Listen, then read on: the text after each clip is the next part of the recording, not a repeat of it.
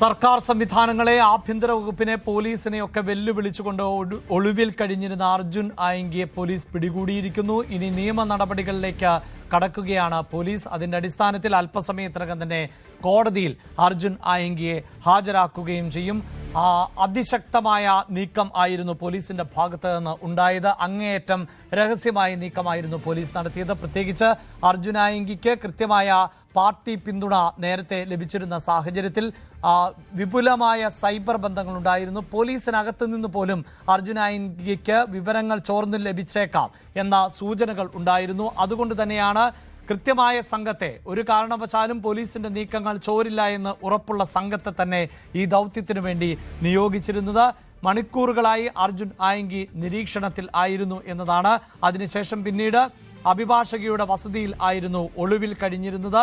Supreme കോടതിയെ അടക്കം സമീപിച്ചുകൊണ്ട് ജാമ്യം തേടാം എന്നതായിരുന്നു അർജുൻ ആയങ്കിയുടെ ആത്മവിശ്വാസം. അതേസമയം ഭീഷണികൾ തുടർന്ന സാഹചര്യത്തിൽ, പ്രത്യേകിച്ച് ആഭ്യന്തരമന്ത്രിയെപ്പോലും വെല്ലുവിളിച്ച ആ മണിക്കൂറുകളിൽ തുടങ്ങി അർജുൻ ആയങ്കിക്ക് മറ്റെവിടേക്കും പോകാൻ പറ്റാത്ത തരത്തിൽ പൂട്ടുവീഴുകയായിരുന്നു എന്നതാണ് എടുത്തു പറയേണ്ടത്. അങ്ങനെയാണ് കണ്ണൂരിൽ തന്നെ തുടരുക എന്നതല്ലാതെ മറ്റു മാർഗമില്ല എന്ന സാഹചര്യത്തിലേക്ക് എത്തിയത്.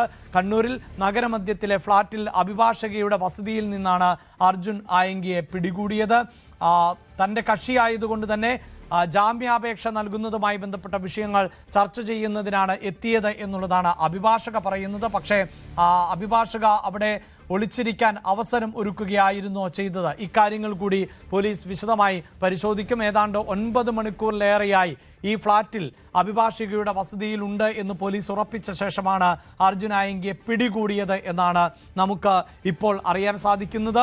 ഇനി മറ്റ് നടപടിക്രമങ്ങളിലേക്കാണ്. നിലവിൽ 23 കേസുകൾ അർജുൻ ആയങ്കിക്ക് മേൽ ചുമത്തപ്പെട്ടിട്ടുണ്ട്. അതിൽ പോലീസ് ഉദ്യോഗസ്ഥരെ ഭീഷണിപ്പെടുത്തിയ കേസുകൾ അടക്കമുണ്ട്.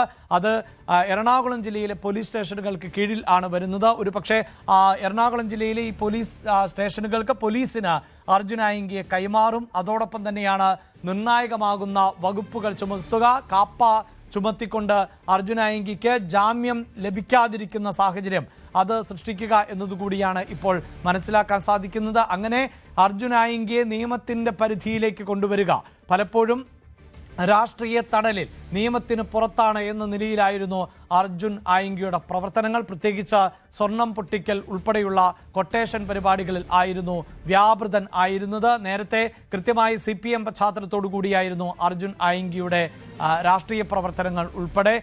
SFIയിലും DYFIയിലും ഒക്കെ പ്രവർത്തിച്ചിരുന്നു. അതിനുശേഷം നിരവധിയായ കൊട്ടേഷൻ വിഷയങ്ങളിൽ അർജുൻ ആയങ്കിയുടെ പേര് ഉയർന്നു വന്നു.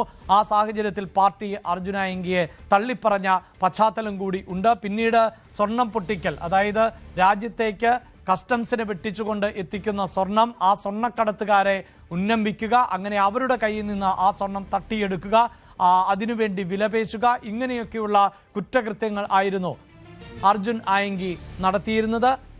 അതുകൊണ്ട് തന്നെ പരാതികൾ ഉയരില്ല എന്ന ഉറപ്പും അർജുൻ ആയങ്കിക്ക് ഉണ്ടായിരുന്നു. ഇപ്പോഴിതാ പിന്നീട് നിരവധിയായ പരാതികൾ അർജുൻ ആയങ്കിക്ക് മേൽ ചുമത്തപ്പെടുന്ന സാഹചര്യമുണ്ടായി. 23ഓളം കേസുകൾ. അപ്പോഴും അർജുൻ ആയങ്കി പിടികൊടുക്കാത്ത സാഹചര്യമായിരുന്നു. ഒടുവിലിതാ അർജുൻ ആയങ്കിയെ പിടികൂടിയിരിക്കുന്നു. ഇനി കോടതിയിലേക്ക് ഉടൻ തന്നെ ഹാജരാക്കും. KV ബൈജു തുടരുന്നുണ്ട്.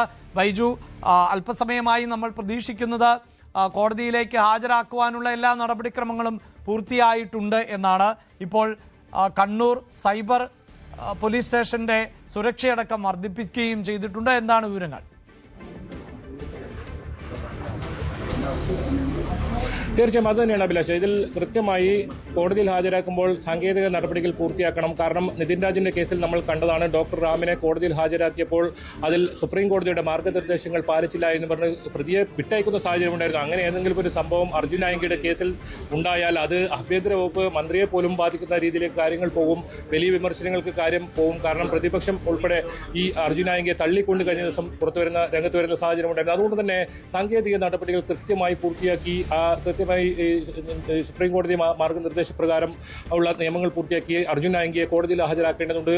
അത്തരം നടപടികളെല്ലാം പൂർത്തിയായെന്നാണ് മനസ്സിലാക്കാൻ സാധിക്കുന്നത്. ഇതിൽ കൂടുതൽ ചോദ്യം ചെയ്യലിന് ഉണ്ടായേക്കാം. അത് കൊച്ചിയിൽ എത്തിച്ചതിന് ശേഷമായിരിക്കും ഈ കേസുമായി ബന്ധപ്പെട്ട ചോദ്യം ചെയ്യൽ. അതാണ് പ്രധാനമായും ഇവിടെ നടന്നത്. അതോടൊപ്പം കൊച്ചിയിൽ നിന്നും കണ്ണൂർ വരെ ഏതെല്ലാം സ്ഥലങ്ങളിൽ ഇയാൾക്ക് ഒളിവിൽ സഹായം ചെയ്ത ആൾ ആരൊക്കെയാണ്, ഇത്തരത്തിൽ വിവരങ്ങൾ നൽകിയ ആളുകൾ ആരൊക്കെയാണ്, അതെല്ലാം പോലീസിന്റെ ചോദ്യം ചെയ്യലുണ്ടായിരുന്നു. പക്ഷേ നമുക്ക് മനസ്സിലാക്കാൻ സാധിക്കുന്നത് ഈ ചോദ്യം ചെയ്യൽ അല്ലെങ്കിൽ അന്വേഷണവുമായി ഈ അർജുൻ ആയങ്കി ഏതെങ്കിലും തരത്തിൽ സഹകരിക്കുന്നില്ല എന്നാണ്. ഇയാളുടെ മൊബൈൽ ഫോൺ ഉൾപ്പെടെ ഏതാനും ദിവസങ്ങളായി അല്ലെങ്കിൽ ആഴ്ചകളായി ഇയാൾ ഉപയോഗിക്കുന്ന സാഹചര്യമില്ല. അത് ആ ഫോൺ കണ്ടെത്തേണ്ടതുണ്ട്. നിരവധി വിവരങ്ങൾ ആ ഫോണിലാണുള്ളത്, നിർണായക വിവരങ്ങൾ ആ ഫോണിലാണുള്ളത്. കാരണം ഇയാൾ കേരളത്തിൽ അങ്ങോളം ഇങ്ങോളം കൊട്ടേഷനുകളെ അല്ലെങ്കിൽ കൊട്ടേഷൻ ഗുണ്ടുകളെ നിയന്ത്രിച്ചിരുന്നത് ഈ ഒരു ഫോൺ കേന്ദ്രീകരിച്ചും മറ്റുമാണ്. ആ ഫോണെല്ലാം ഇയാൾ കഴിഞ്ഞ കുറച്ച് ദിവസങ്ങളായി ഉപയോഗിക്കുന്ന സാഹചര്യമില്ല. അത് ഫോൺ കണ്ടെത്തേണ്ടതുണ്ട്. അങ്ങനെ ഒരുപാട് കാര്യങ്ങൾ ഇതിൽ പോലീസിനെ കണ്ടെത്തേണ്ടതുണ്ട്. ഇതിനിടയിൽ തന്നെയാണ് ഇയാൾക്ക് നേരത്തെ സൂചിപ്പിച്ചതുപോലെ, അഭിലാഷ് സൂചിപ്പിച്ചതുപോലെ തന്നെ 32 കേസുള്ള കൊടും ക്രിമിനലാണ്. കൊലപാതകം ഉൾപ്പെടെ 12 കേസുകൾ വളപട്ടണം പോലീസ് സ്റ്റേഷനിൽ മാത്രമുണ്ട്, നേരത്തെ സൂചിപ്പിച്ചതുപോലെ. അതുകൊണ്ട് തന്നെ ഇയാൾക്കെതിരെ കാപ്പ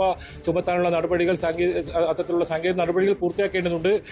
അത്തരം നടപടികളിലേക്ക് കടക്കുകയാണ്. ഈ കേസിൽ നിലവിൽ ഈ കേസ് പരിശോധിച്ചാൽ ഇത് ആഭ്യന്തര വകുപ്പ് മന്ത്രി രമേശ് ചെന്നിത്തലയെ വ്യക്തിപരമായി അധിക്ഷേപിച്ചു അല്ലെങ്കിൽ അപമാനിക്കുന്ന രീതിയിൽ സമൂഹ മാധ്യമങ്ങളിൽ പോസ്റ്റ് ഇട്ടുന്ന ഒരു കുറ്റമാണ്. ഒരു പക്ഷേ മജിസ്ട്രേറ്റിലെ ഇത് ഒരു ജാമ്യം ലഭിക്കുന്ന ഒരു കുറ്റം മാത്രമേ ഉണ്ടാവൂ. പക്ഷേ അതിനുമപ്പുറം ഈ കൊച്ചിയിലെ കേസ്, അതോടൊപ്പം ഇയാൾക്ക് എതിരെയുള്ള ക്രിമിനൽ പശ്ചാത്തലം, നേരത്തെ ഉണ്ടായിരുന്ന ക്രിമിനൽ പശ്ചാത്തലം കണക്കിലാക്കി ഇയാൾക്കെതിരെ കാപ്പ ചുമത്തി ജയിലിലടക്കുക, അതുതന്നെയാണ് പോലീസ് ലക്ഷ്യമിടുന്നത്. ആഭ്യന്തര വകുപ്പ് മന്ത്രി ഉൾപ്പെടെ ഇവർക്ക് ഇതുമായി ഉന്നത പോലീസ് ഉദ്യോഗസ്ഥരുമായി ആശയവിനിമയം നടത്തിയാണ് മനസ്സിലാക്കാൻ സാധിക്കുന്നത്. നിയമോപദേശം ഇതിൽ തേടിയിട്ടുണ്ട്. അത്തരം നടപടികൾ ഒരു ഭാഗത്ത് കടക്കുമ്പോൾ ഇപ്പോൾ ഈ കേസിലെ നടപടിക്രമങ്ങൾ മാത്രമാണ് ഇപ്പോൾ ഇനി പൂർത്തിയാക്കാൻ പോകുന്നത്.